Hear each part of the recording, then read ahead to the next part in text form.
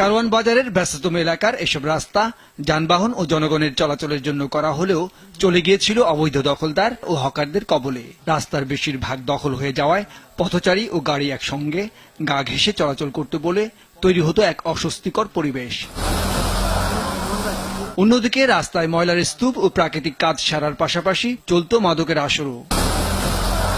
এ নিয়ে মাসের শুরুতে সংবাদ প্রচার করে আরটিভি। এতে টনক নড়ে কর্তৃপক্ষের।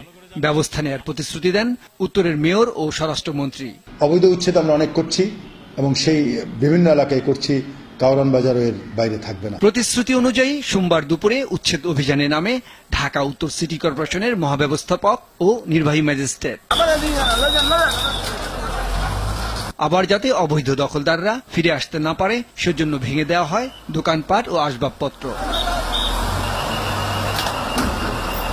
গুরুত্বপূর্ণ এসব রাস্তা দখলমুক্ত হওয়ায় খুশি স্থানীয়রা।